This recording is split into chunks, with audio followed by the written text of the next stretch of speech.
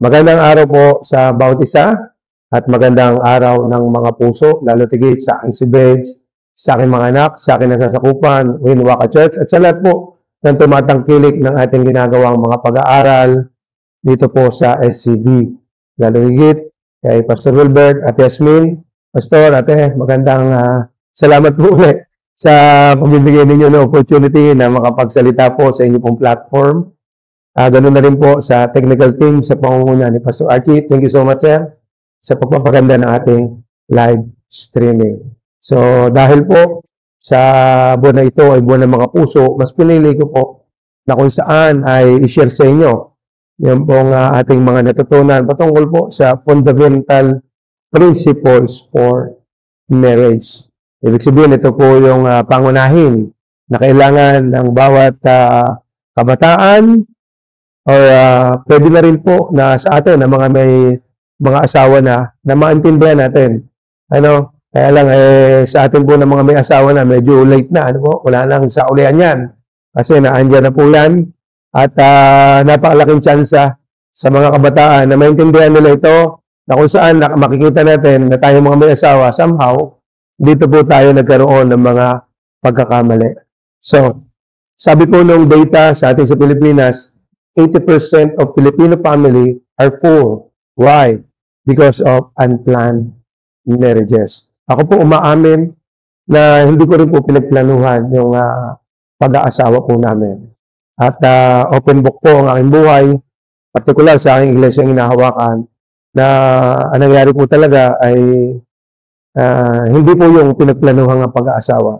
Kaya nung nag-start ako talagang mahirap, at talagang sobrang dalamhati at sa biyaya ng Panginoon nung nalaman po natin yung partikular na layunin kung bakit tayo nabuhay, uti-uti po na kung saan ay nalaman natin na ang Diyos pala ay Diyos ng kaayusan at hindi siya nalulubod na ang tao po'y patuloy na nahihirapan. Again, 80% ng Pilipino, ang sabi po nung dato, ay mahihirap sapagkat hindi pinagplanuhan ang kanilang pag-aasawa.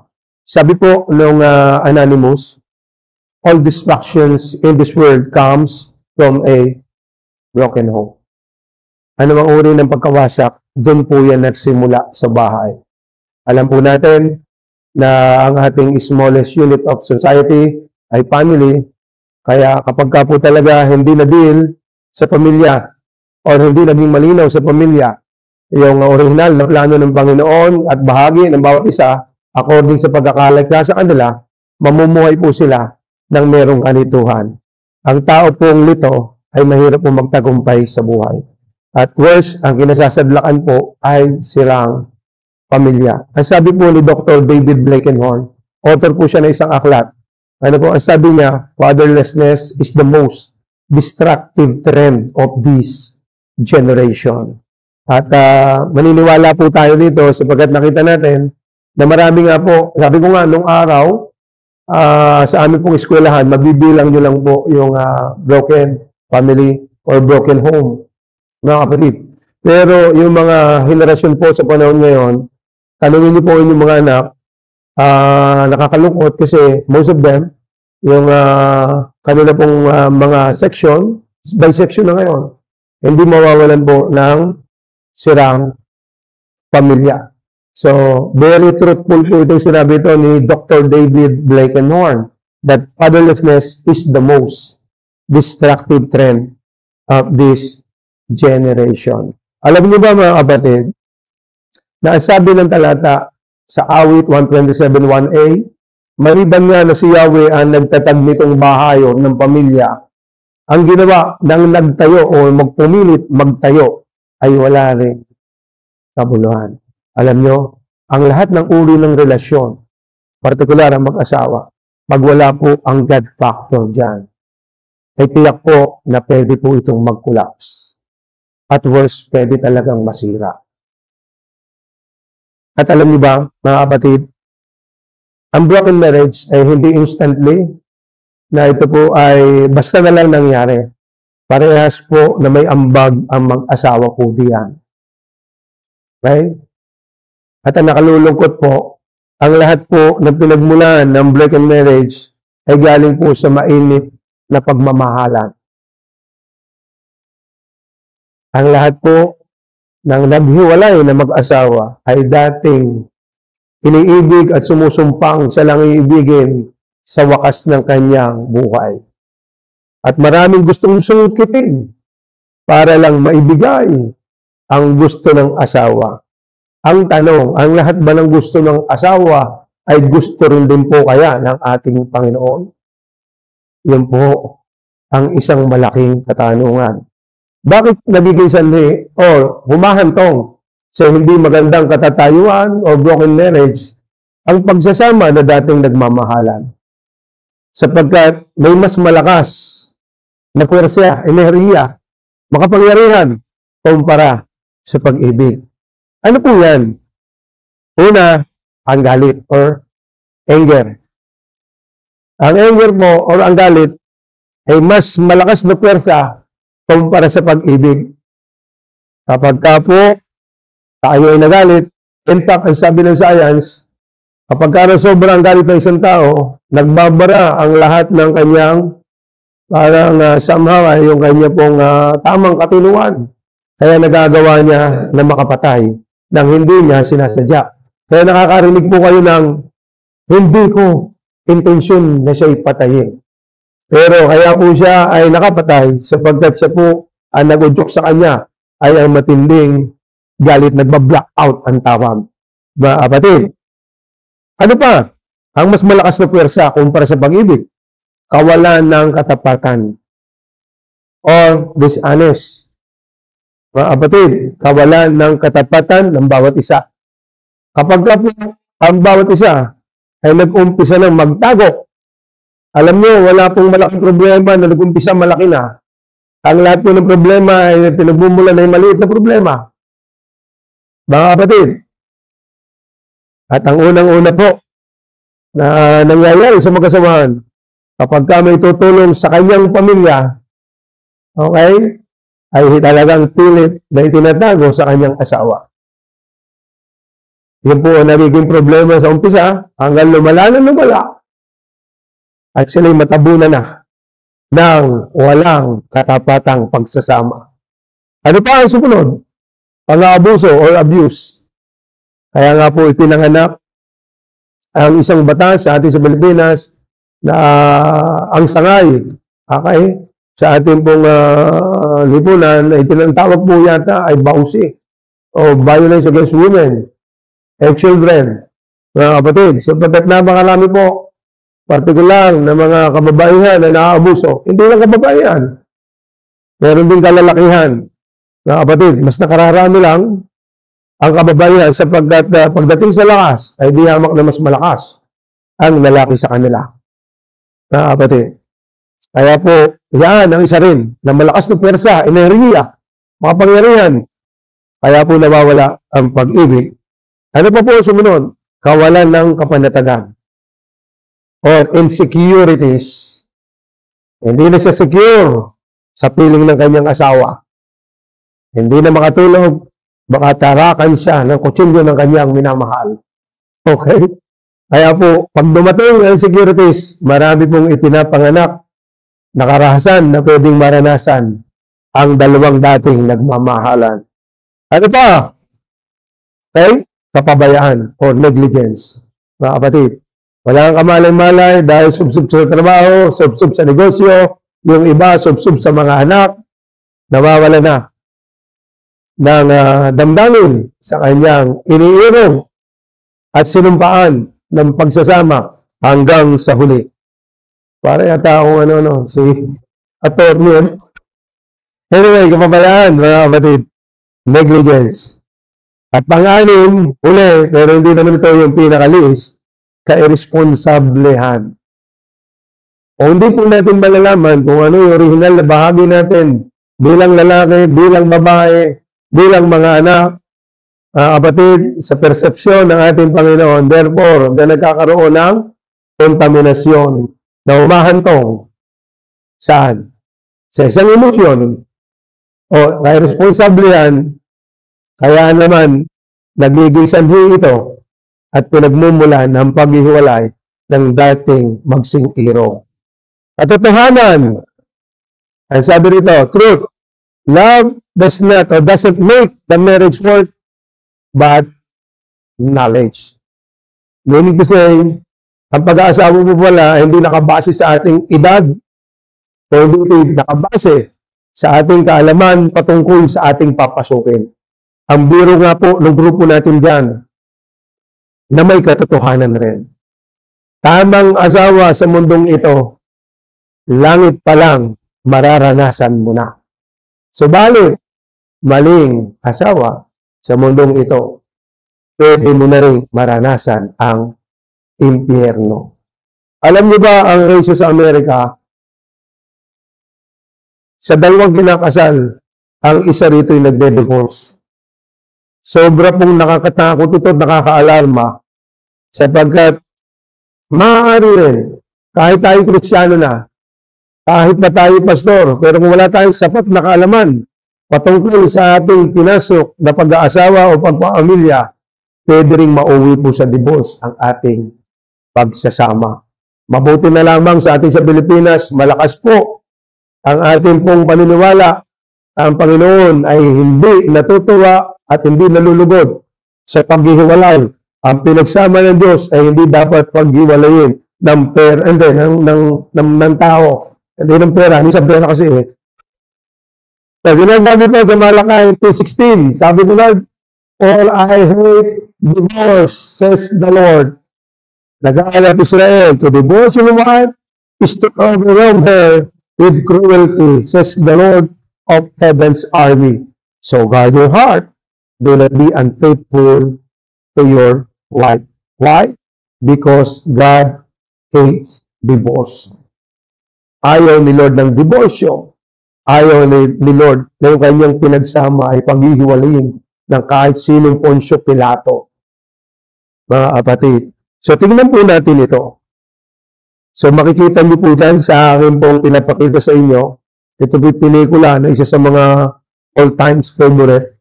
Ano po, Taste of the Sun sa pangunguna ni Bruce Willis. Anim po sila, elite group ng SEAL. Mga kapatid, pinadala sila for a certain mission. Iligtas ang isang doktora at isang paring Amerikano doon sa lugar ng mga kalaban. Ano po, at kanilang masyado pong pinoprotektahan ang kanilang kapwa o kaparehas po nila ng nasyon. Okay? Alam niyo ba, itong mga militar na ito, ang kanilang commitment sa kanilang works is up to death. Ang motivation nila is to die for their works. Okay? Kahit ano pong galing at kahit gano'n kadami ang kanilang kalaban, wala pong nilang takot itong hinaharap sapagkat sila po ay lalaban sapagkat ito po yung kanilang motibasyon hanggang kamatayan. Hanggang kamatayan. At pag dumating po sa isang military man, kasi po'y panghinaan ng loob sapagkat napakalakas ng kalaban at siya po'y tumakbo. Ang kalimitan po na kanyang hinahantungan ay court martial. Mga kapatid. At siya po'y kakasuhan ng kanila pong mga opisyales. Alam nyo, may pagkakatulad po ang salitang diborsyo. Okay, ang paghihiwalay ng dalawang nagmamahalan na mag-asawa sa kanila pong sunumpaang pagsasama ng hanggang kamatayan. Ang diborsyo, hinango po sa salitang Griego na ibig sabihin ay apostasyon. Na ang ibig sabihin po ay to defect. Ang militar o mga military men na kung saan ay handang mamatay para sa paggawa ng kanilang tungkulin, that is their motivation. Mga kapatid, once na sila po ay tumaligod sa kanilang tungkulin, sapagkat sila po ay nadaig na matinding takot ng malakas na kalaban, ang nangyayari po dito, mga kapatid, ang tawag sa isang tao o militar na tumaligod ay may depekto. At sila po ay ahantong sa paglilipis ng kanila pong samahan na ang tawag ay court martial. Mga kapatid. Sa atin po, bilang mga citizen ng ating pong nasyon, okay, ang nakalulungkot po na katotohanan kung bakit tayo ng Panginoon ng salitang divorce.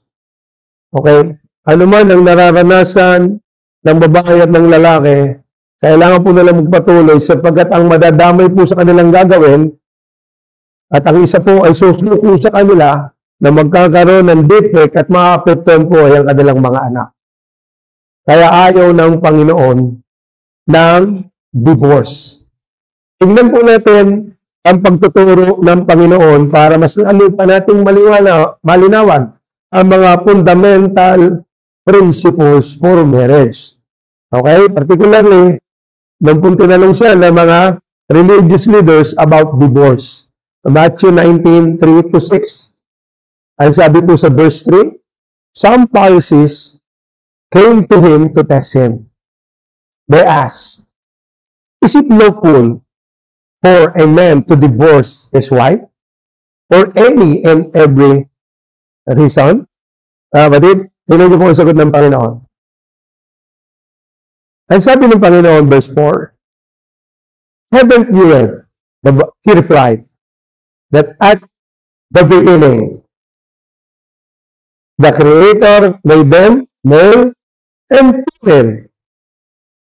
Ito niyo, parang walang kaugnayan sagot ng Panginoon. Doon sa tinatanong, alam ng Panginoon, sasagot siya, particularly religious leaders, yung kanya pong kausap, never po siyang sumagot ng direkta.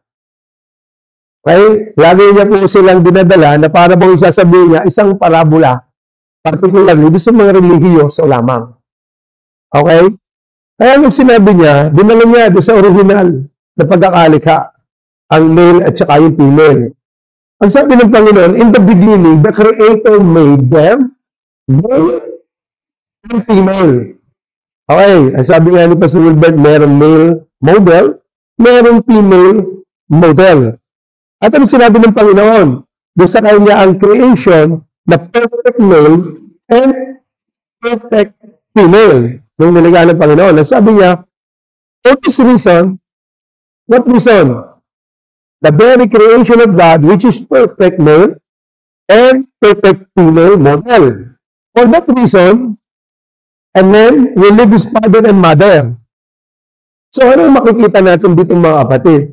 The only reason for us to leave our parents ay original male model, original female model, ay nangyari na sa atin. Sa madaling salita, natagpuan na natin ano ba yung original purpose o the very purpose why God created man.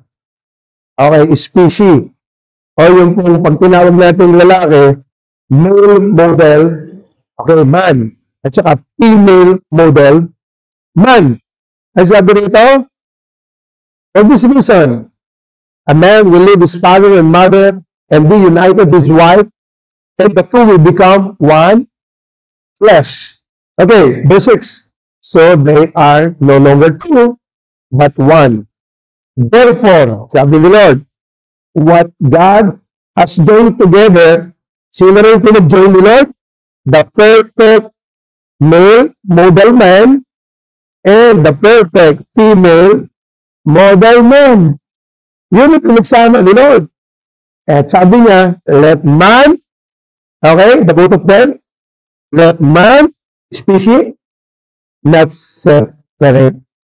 Sino wag maghihiwalay? Yung perfect male model man, perfect female model man. Mga kapatid, yun po ang sinabi ng ating Panginoon. Linawin pa po natin sa mga susunod nating pag-aaral na gagawin. Okay, Genesis 2:7. Okay, the Lord God formed the man, species, mga kapatid, from the dust of the ground and breathed into his nostrils the breath of life, and the man became a living being. Sa madaling salita, kung mapupunan yung Panginoon, makikita natin kung paano po yung pinakamainam na gagawin, particularly sa isang pamilya. Ang una pong ginawa ng Panginoon, walang iba kundi yung lalaki. In fact, yung lalaki lang talaga ang nilikha niya. And out of that man, okay, there's a perfect model male model man, mga kapatid, out of him, doon nyo na nalikha lahat. Ako ko, di ba? Mga kapatid, isa lang nilikha ni Lord. Ang nilikha lang ni Lord from the dust of the ground. Walang iba o hindi si Adam. And out of Adam, doon na pagbago na lahat. So, as far as the Bible is concerned, okay, ang father po kasi, sa salitang Griego, Aba po yan. Nang ibig sabihin ay source. So, ibig sabihin, pagka sinabi, through the course of the Bible, at siya yung source mo, ang source ni Adam, ang pinagalingan ni Adam, okay? Or ang father ni Adam, Aba, Father, walang iba kundi ang ating Panginoon. Okay? Ang tatay ni Adam, walang iba kundi si God. Mga kapatid, sapagkat siya ang source at pinagmula ng buhay ni Adan. Mga kapatid, ang Panginoon, inuna niya muna yung pundasyon ng pamilya bago niya likhain ang lahat. Ang una muna, just like po doon sa paggawa ng mga bahay, katulad ng inyong nakikita, okay, ang una munang gagawin, walang iba, patitibayan, walang iba, kundi ang pundasyon. Nakadepende po sa laki ng bahay o laki ng structure na itatayo, yung tibay, yung laki, yung pundasyon na gagawin. Including yung pong ating tinatawag na hindi ako masyadong magaling dito, pwede akong magkakamali. Pero yun lang nalalaman ko. Depende rin sa laki kung ilan po yung haligi itatayo, kung gaano rin yung kalaki yung bigang ilalagay. Ano, ilan pala pag yan, ang magdedepende lagi ay yung pong pundasyon. Mga kapatid, foundation is fix it all. Kaya pagkatapos ng pundasyon, medyo mahina-hina, yan ang nagiging sanli.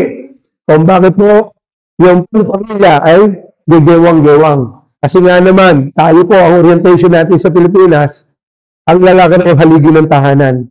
Ang lalaki po, according sa pagkaalikha, ay mas sigit pa sa haligi. Okay, sa pillars, sapagkat siya po ang pundasyon. Siya po ang pundasyon ng pamilya according sa Creator o sa ating Panginoon. So, ang source ni Adan o ang kanyang father, walang iba kung hindi si God. Okay? So, Genesis 2:21 to 22. Sundan natin. Ang sabi rito, and the Lord God caused a deep sleep to fall upon Adam. Mga kapatid, and while he slept, he took one of his ribs or a part of his side and closed up the place with flesh. Verse 22, and the rib or part of his side which the Lord God had taken from the man, ano ginawa? Doon sa tinanggal? The part ng rib, he built up and made into a woman. Tatandaan nyo lang ito male, female. Male man, female man. Ang difference sa dalawa, yung FT, na ang ibig sabihin, okay, fetus. Fetus. Okay? Yung babae, carrier ng fetus. Yun ang difference ng dalawa. Yung man at saka yung woman, ang difference ng dalawa is yung WO. Sapagkat ang difference nila ay yung womb. Ang lalaki, kahit anong gawin niya, dahil hindi siya nilikha naturally, na mayroong womb, therefore, kahit anong niyang gawin, mananatili siyang man. Yung babae, naturally, okay, by creation, okay, siya po ay naturally woman o meron siyang womb. Kaya po siya ay naging babae.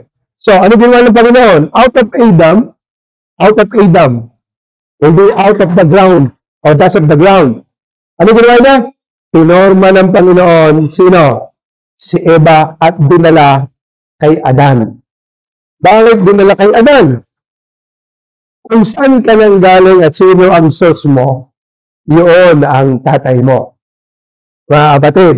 So, ang source o pinanggalingan ni Eva, walang iba, kung hindi si Adan.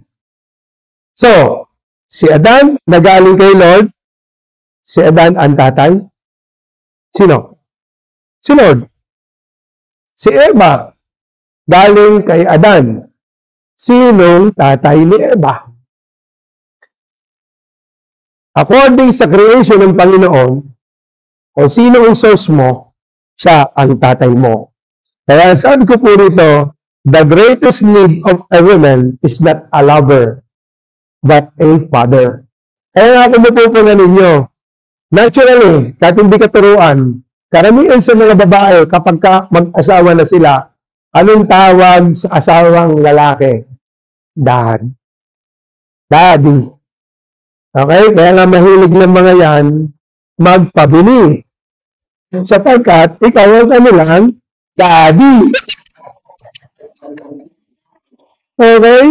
Kaya sabi ko nga, nung ito po aking natutunan, mga kapatid, kung tayo ay hindi malalaman at hindi tayo properly guided, okay, ng mga salita ng Panginoon, therefore, mahirapan po tayong unawain ng ating mga asawa. As far as the Bible or creation is concerned, mga kapatid, ang direktang anak po natin ay yung ating mga female o yung ating asawang babae. Ano po? Kaya kung yung asawa mo, yung mga anak pala, sorry, ay mga lalaki, sila yung mga future, okay, daddy rin ng kanyang pamilya, at ang kanilang pinakalaging gusto, walang iba kundi kanilang asawang babae. Kaya napaka-importante. Kaya tingnan mo, di ba? There are times na talagang naiintindihan nyo. Mabilis magkaintindihan ng lalaki. Pagdating mo doon sa babae, kailangan talaga na kung saan, mas kailangan nila ng laging sweet caress. Yan ang mga gusto nila. Laging kailangan, parang yung termino natin, laging baby mo talaga yan. Okay? Kasi sabi nila at biro nila, sala sa init, sala sa lamig. The original male, pag-usapan natin, the original male, ang original male, pagkakalikaan ng Panginoon, perfect male, model, okay? Ang sabi nito, he had a clear self-image. Mga kapatid, hindi siya humaharap sa salamin at iba yung kanyang nakikita. Okay, malinaw sa kanya yung kanyang, okay, imahe.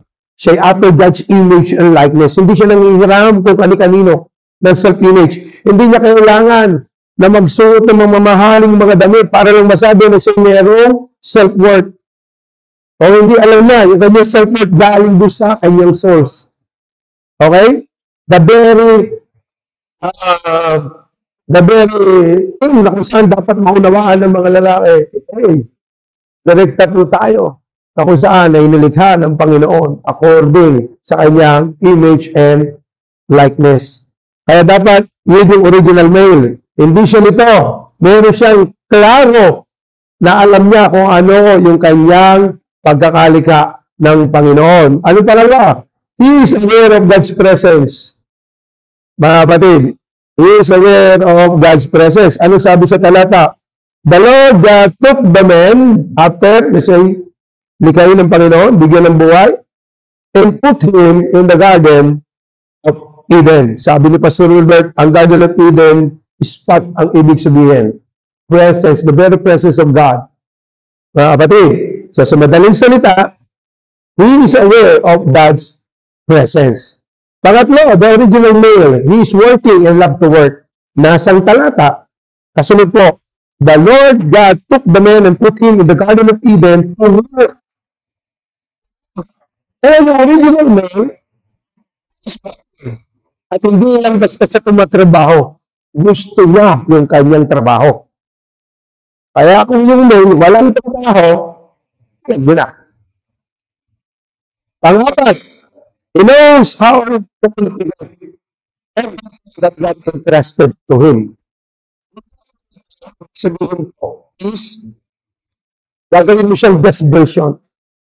Kaya nga, although biro lang natin yun, may pinagawa ko talaga yun. Ang sabi, yun daw, ang asawa ay maganda at nananatiling bata, mahusay daw mag-cultivate o mag-alaga yung lalaki.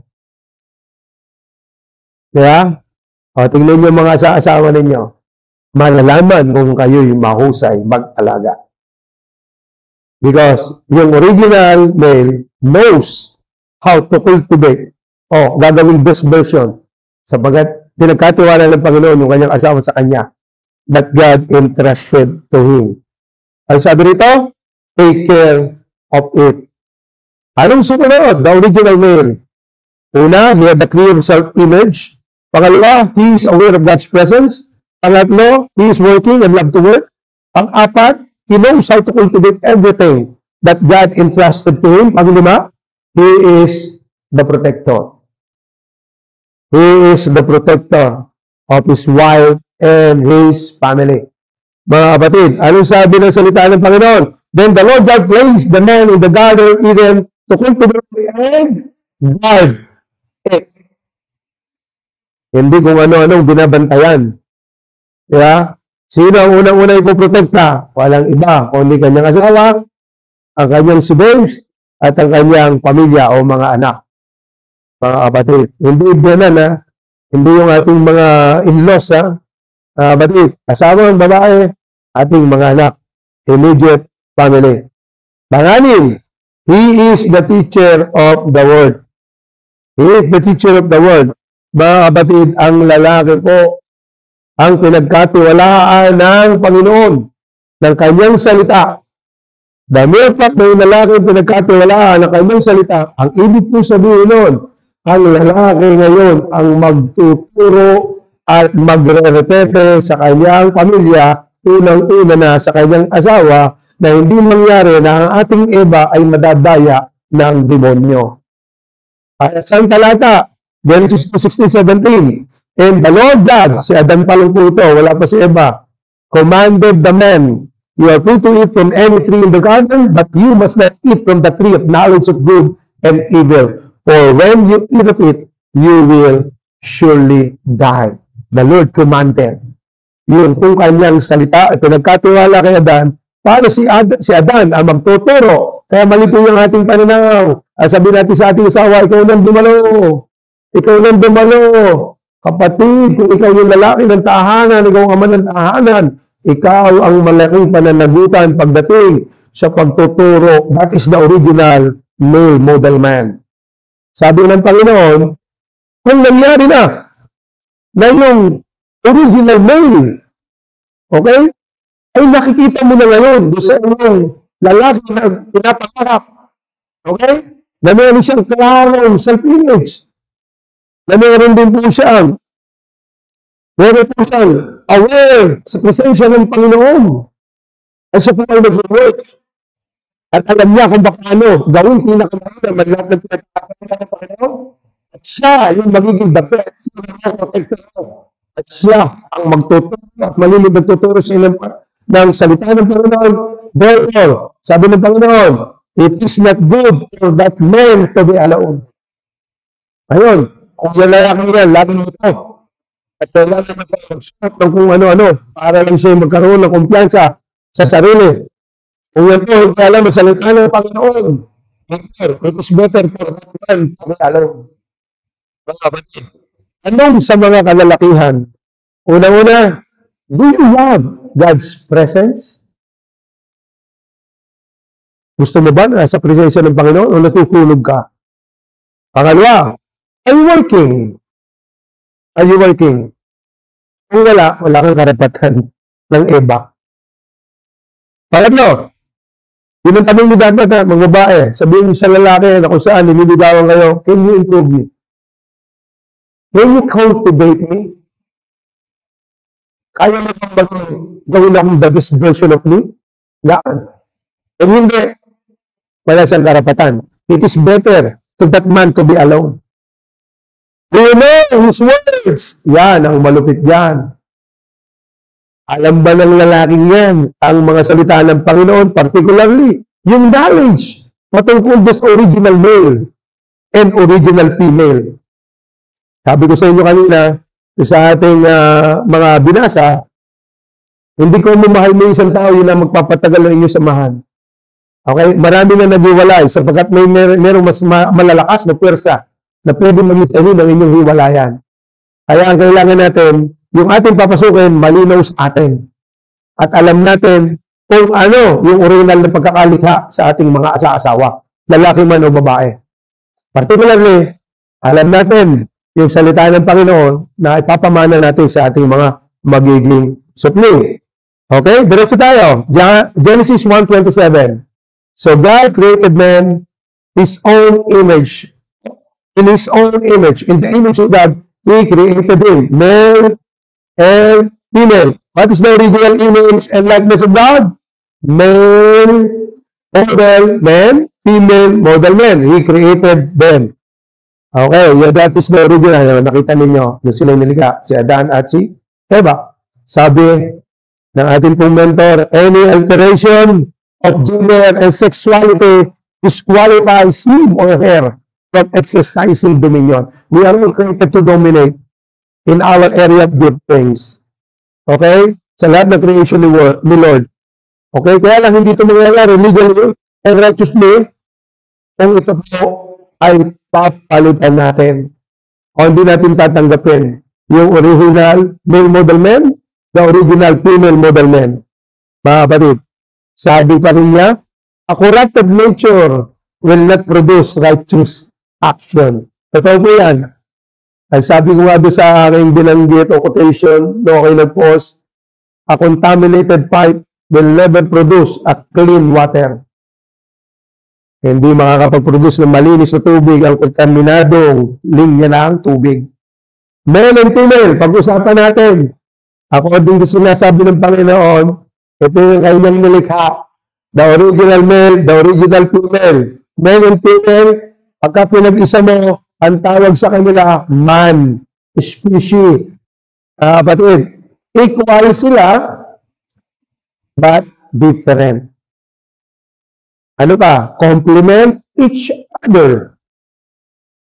Complement each other. Eh, basta gano'n, hindi kami nagko-complement. Hindi nyo kasi alam ano yung original male model man and female model man. Ano yung kanilang purpose kung bakit nilikha sila ni Lord. Kaya hindi nagko-complement. Both leaders but lead differently. Both leaders yan. I don't know at hindi ko kundi na yung paniniwala ng iba, mga kapatid. Pero as far as the Bible is concerned, they are both created by God. Okay? At parehas po silang leaders in their area of giftings. Magka-balance po sila ng style o estilo ng pamumuno. Respond differently to life. Magkaiba po sila pagdating po sa pagresponde sa buhay na ito. Okay? Have different needs. Magkaiba po ang kanilang pangangailangan. According po sa mga expert, ang number 1 daw po, o top of the list na pangangailangan ng babae, ay affection.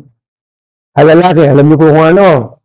Sa lalaki, ang sabi po ni Dr. Miles Monroe, walang iba kung hindi sex. Ang kanilang top of the list.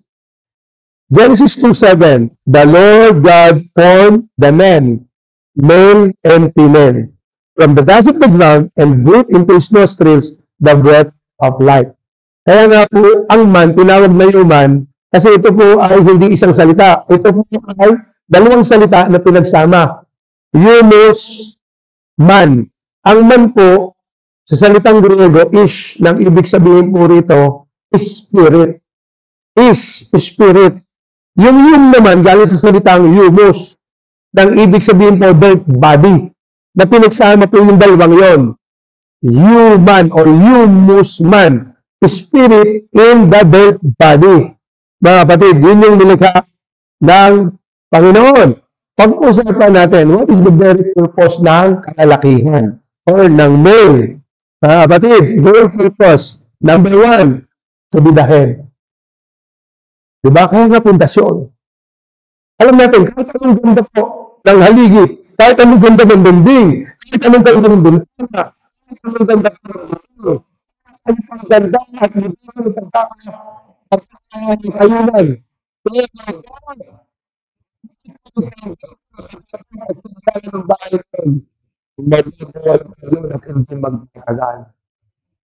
Kaya being the head of the family, ang ibig sabihin po ng head, responsible. Yun po ang male. Original male na nilikha ng Panginoon. Very responsible. Bakit? Nagkasala sila. Kairresponsablehan, kapabayaan. Nakita nyo? But that is the head. At bilang pagpapakita na tayo po yung responsable, yung ating sinasabi, tayo ang unang nakikitaan. Tayo po yung role model ng ating pamilya because according to the creation, we are the head of our family. Ano pa? Provider. Alam nyo, kalimitan po ito, ang alam lang ng iba, o provide ng financial. Okay, yan ang pinakang alam ng mas nakakarami. na pangangailangan ng ating pamilya. Yun po yung sinabi natin kanina na kung saan, yan daw pong original mail, okay, dapat alam ang salita ng Panginoon. Na ito po ang mapapatino sa atin sapagkat tayo po'y galing sa matindi pong distraction, distortion ng ideas. Okay, may pinig sa atin ang kaaway na nagkamali ang ating mga ninuno. Nagkasala sila. Mga kapatid. Kaya po yung pinakamainam na probisyon na kailangan ng ating mga anak, ng ating pamilya, partikular ng ating asawa, walang iba kung hindi ang words of God. Mga batas at prinsipyo ng Panginoon na kailangan natin pare-pares malaman para pare-pares po natin ma-fulfill yung purpose kung bakit po tayo nandito. Ano pa? Cultivator. Okay, alam niyo yung cultivator? Out of nowhere, bigla na lang may sumisibol. Okay, ibig sabihin, talagang nagagawa niya the best lahat ng pinakakatiwala sa kanya ni Lord. First and foremost, yung kanyang asawang babae. Okay, protector. Kanina nakita niyo. Ito sa atin ng Lord, guard it. Ano mo pagkakatiwala sa atin ng Panginoon? Guard it. Protect it. Ano pa? Developer. Ano pa? Giver. Ayaw giver ng family. Diba? Alam niyo na, yung babae, receiver. Teacher. O, akala natin, yung ating mga asawang babae ang tagapagturo. No, tayo ang tagapagturo. We are the ones na kung saan magpo-provide sa kanila ng kanilang spiritual nourishment. Tayo yung kanilang source. Okay? As far as the creation is concerned ng Panginoon, di ba? Saan galing ang babae? Sa ating mga tadyang. Kaya tayo yung kanilang source. Eh ngayon, kung wala kang may provide sa kanila, huwag kang umasa na magiging maayos sila. Okay? Female purpose naman. Okay? The original purpose of female, ba't sila nilikha ng Panginoon? Helper. Sa ibang salita, kinegdo. Okay? Alam niyo ba yung salitang helper? Yan po ay ginamit din ng Panginoon sa Holy Spirit. Helper po siya. Anyway, sa Holy Spirit, Paraklito, nang ibig sabihin po, the one who comes in times of needs. So, ibig sabihin, just like the Holy Spirit, ganoon ang pagkain ng babae. Kapag kailangan siya ng kanyang asawang lalaki, na klaro ang kanyang self-image, na malinaw sa kanya ang kanyang layunin, ba't siya nilikha ni Lord, okay? Na siya po alam ang salita ng Panginoon, na andyan si babae para sa tulungan. Ngayon, kung ikaw hindi malinaw sa yung purpose mo, anong itutulong sa iyo ng babae? Eh di wala. Okay? Tutulong sa iyo ang babae kapag meron kang plano na mabuti, na naayos sa kalooban ng Panginoon. Kung ang plano mo, talaga sa kalooban ng Panginoon, hindi ka dapat supportan. Kaya sinabi ng Panginoon sa iyo, it is better for that man to be alone. Kasi ang dapat lang, at hindi natin na siya alam, tapos nalaman yung original purpose ng pagkakalaga sa kanya ng Panginoon. Okay? Ano pa? Encourager, supporter. Yung mga babae, provided kaya nga original the female purpose. Yun yung purpose niya. Provided, yung lalaki, ginagampanin niya ng tama. Kaya nga head yung lalaki. Nurturer, producer, mga kapatid. Kaya nga pagka siya binigyan mo siya ng pera, ipoproduce na ngayon yan. Mamimili yan. Diba? So, ano ba? Incubator. Ano incubator? Pag walang buhay, biglang nagkakabuhay. Kaya mga babae, mahusay ng chismis. Kaya pagka nakasaandap sila, nabibigyan mo ng buhay. Diba? Kaya kung mabuto na ninyo, yung mga bagay na kung saan ay binibigay niyo sa inyong asawa. Let's say, ang binigay niyo sa inyong asawa ay galit. Multiply niya yun. Hatred ang kasunod noon. Mga kapatid. Kaya wag na lang po kayo gagawa ng isang bagay na i-multiply ng inyong asawa. Sapagat sila po ay producer, incubator, receiver. What you say is what you reap.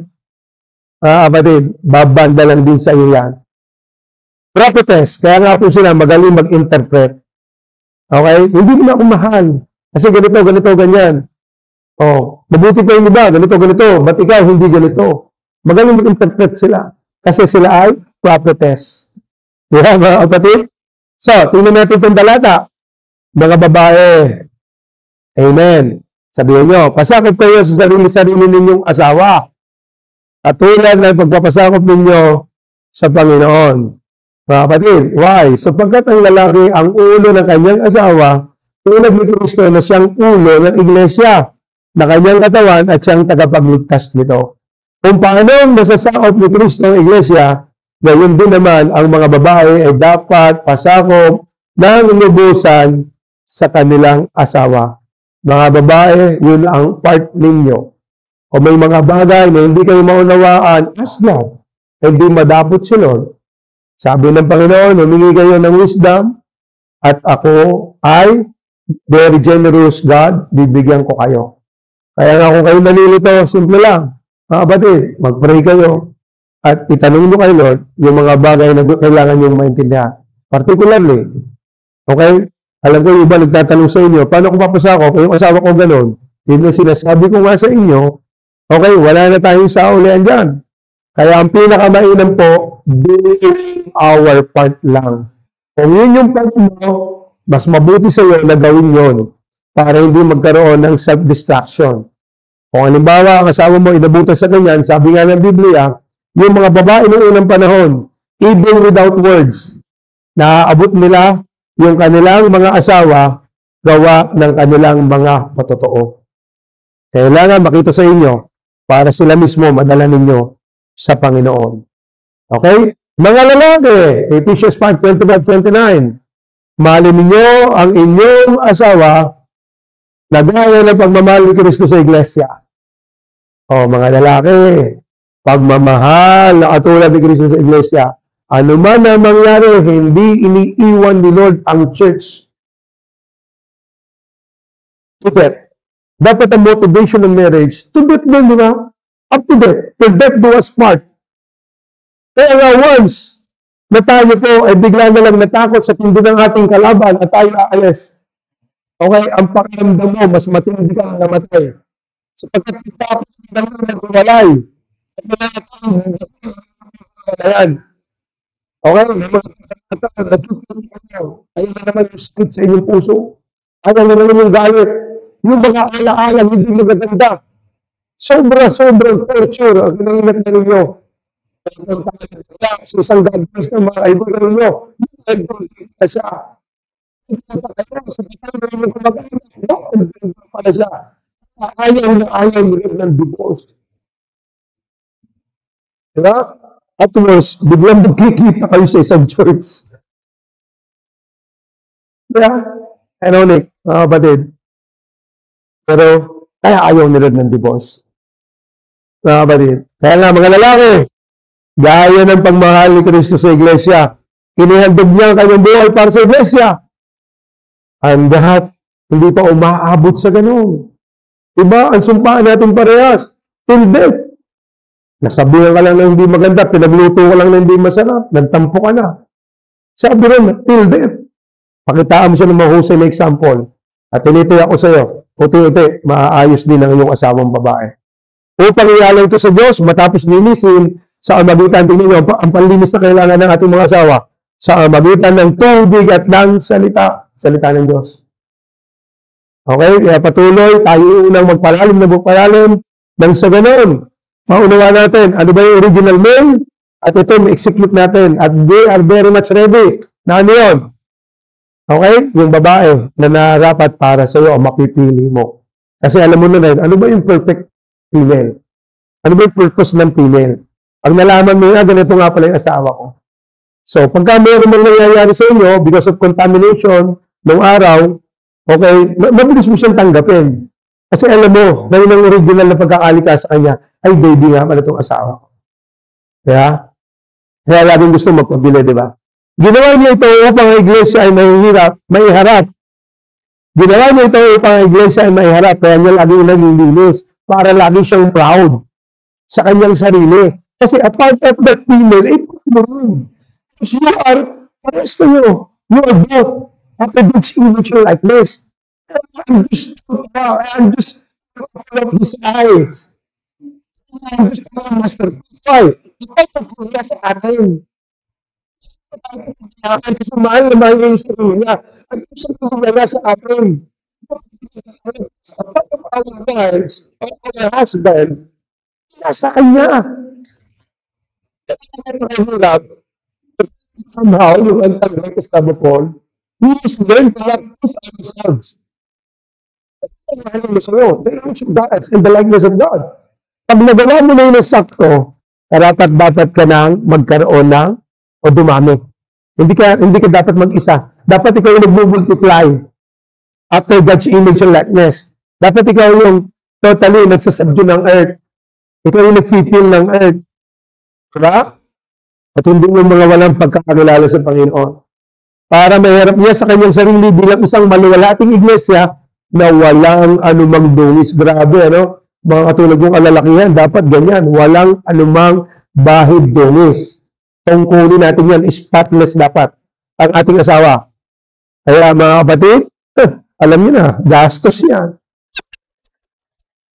Hindi, joke lang. Pero again, yung inyong asawa, ang mirror din ninyo. Kung paano kayo nagiging, okay, mahusay na, ama ng tahanan. Walang dungis, ni kulubot man, upang ito ay maging banal at walang kapintasan. Kapatid, ang sabi po rito, gayon din naman, dapat mahalin ng mga lalaki ang kanilang asawa, tulad ng sariling katawan. Bakit?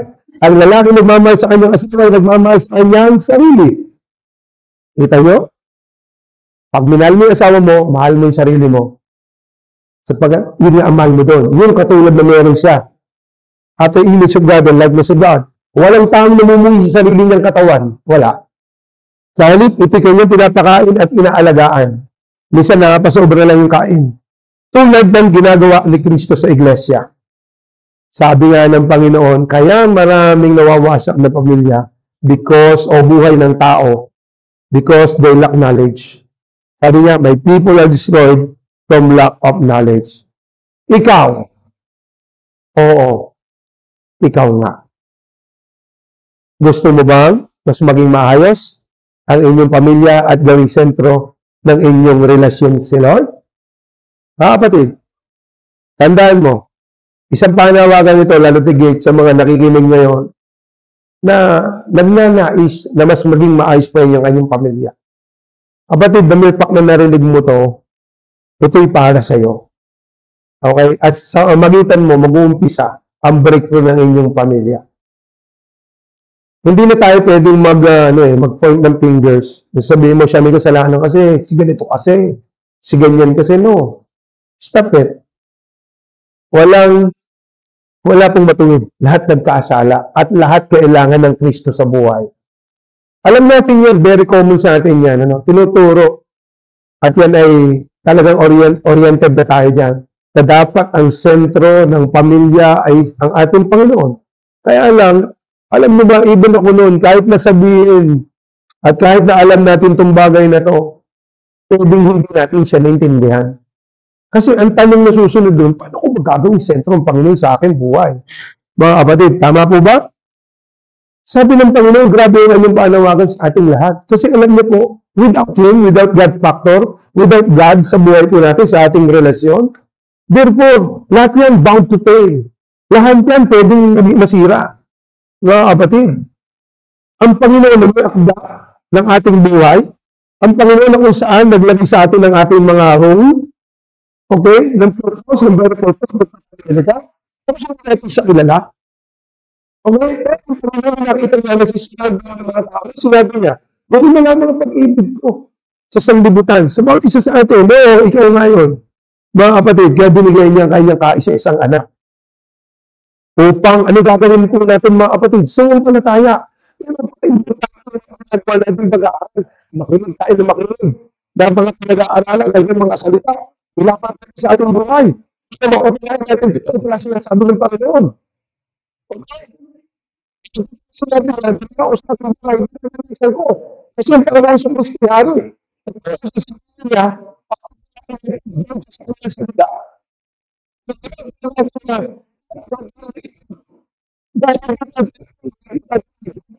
Sinabi, ang salita ng hari, kailan may hindi mababali. Kaya nga, pag kilala mo siya, dahil marami ka lang naranasan, pag-hearing and hearing ng mga God's messages sa mga tagapagturo. Mga kapatid, ano nangyayari? Unti-unting nagkakaroon nga ngayon ng paniniwala, pananampalataya. At kapag ka nangyayari na sa ito, at ikaw ay lagi mo nagde-depend kay Lord sa iyong mga narinig na salita, dito na sabi ron, ikaw ang sumasampalataya na, at ang mga sumasampalataya na, ay hindi na mapapahamak. At anong maganda, nakahina na nila, isang buhay na walang hanggan, mga kapatid. Mga kapatid, last verse. John 1:12. Nasabi ng Panginoon, napaka-importante ng pagtanggap natin. At hindi po tayo pwedeng tumanggap sa Panginoon hindi natin nakikilala. Kaya umupo po na po ninyo, rampan ang tagapagturo ngayon ay pinapakilala sa inyong Panginoon. Nang sa ganun, patuloy po tayong umasa at manampalataya sa Kanya lamang. Marami na po tayo napatunayan. In fact, marami po talaga broken home, broken family. Mga kapatid, yun ang greatest trend ngayon, fatherlessness. Mga kapatid, kaya very alarming po yan. Although meron tayo kaninang mga pinag-uusapang medyo natatawa tayo. Pero very truthful po sa salita ng Panginoon. Napaka-importante na malaman natin kung ano yung very purpose ba't po tayo nandito. Ano hindi po tayo namumuhay na wala po tayong tinutubo. Pagkakandahan na lang. Hindi po tayo nagtatagumpay na pagkakasama tayo. Kailangan po natin. Kaya tinakdahan ko para sa ating buhay. Wala po nagtatagumpay ng solo. Ang lahat ay dinadaan ng proseso. At kapag ginawa natin ang kalooban ng Panginoon, doon nakikita na tinatanggap po natin siya. Ang sabi ng Panginoon, ang lahat ng tatanggap at sasampalataya, kanino? Sa Kanya. Sa Kanyang mga salita, ay bibigyan niya ng karapatan. Magkakaroon ka ngayon ng karapatan. Tayo po mga kapatid, nung po tayo ay galing sa pagkakasala ng ating mga ninuno. Masyado pong naging malawak ang pandaraya ng demonyo. Ang bawat isa sa atin naging alipin ng kasalanan. Pero dahil sa matinding pag-ibig ng Panginoon, araw na mga puso ngayon. Pinapakita ko sa inyo ang ganito tayo, kamahal ng Panginoon. At ano ang nagiging sabi, pag hindi natin alam ang mga ang nasisira ako pa. Doon ang depresyon ng Panginoon. My people are destroyed because of lack of knowledge. Sa ibang salin, because they don't know me. Mga kapatid, napakasarap. Pag ikaw po ay tumanggap sa Panginoon, at ikaw po ay nanatiling nananampalataya at sa Kanya lang dumidepende, kakaroon ka ngayon ng karapatan. Karapatan na maging anak ng Panginoon na kailangan po nating lakaran day by day. Mga kapatid. So let me pray for you. Kung sino po ba dito yung gusto na kung saan maging sentro ang Panginoon ng kanilang pagsasama. So ikaw na kinakausap ka ng Panginoon ngayon. So let me pray for you. Okay? Sarado po natin o ipikit natin ang ating mga mata. At ano yung imutong panalangin ko na para sa iyo? Panginoon, salamat po sa tinakda mong araw na ito na kung saan sa magitan po ng iyong mensahero, nakarinig po ako na isa, Panginoon, sa mga nagiging sami ng hindi magandang buhay ay dahil hindi ka po namin kilala at hindi rin po namin alam ang tungkulin ng buhay nito. Pero salamat po, Panginoon, sa araw na ito. Nalaman ko na ako po pala yung mahal mo at nakita ko, Panginoon, sa magitan ng mga turo ko narinig kung ano, Panginoon, yung mga kakulangan ko. Kakulangan namin ng aking pamilya. Kaya Lord, salamat po.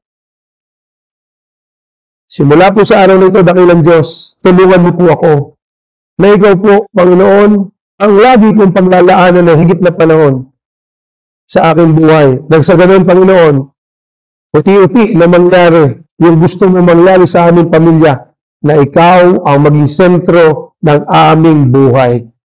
Lord, salamat po sa pagkakataong ito. At nais ko, Panginoon, na ikaw po ay patuloy, Panginoon, na kumilos sa aming buhay. Lord, ikaw ang gusto namin na maghari sa aming pamilya.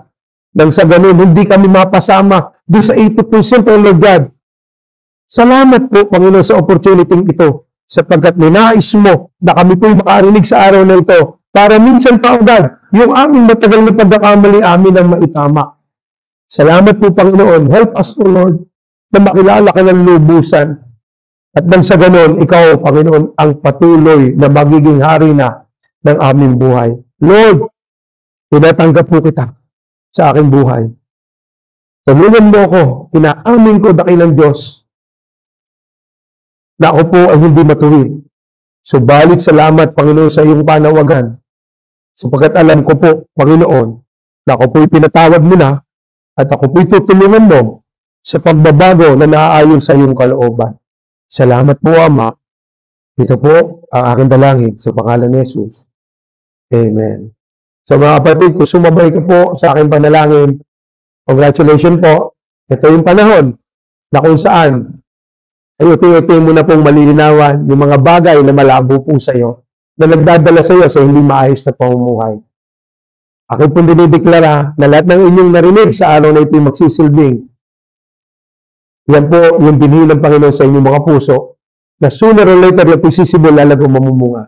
Pag namumunga na, diyan mo na mararanasan yung sarap ng buhay na matagal nang gusto ng Panginoon na maranasan mo. Isang buhay na ganap at kasiyasiya. Hinihiling ko muna yung pagsama ng libo-libong anghel ng ating Panginoon na mandirigma, patuloy na mag-iingat sa bawat isa sa atin at sa ating mga mahal sa buhay, sa mandako ng mundo sila, naroroon.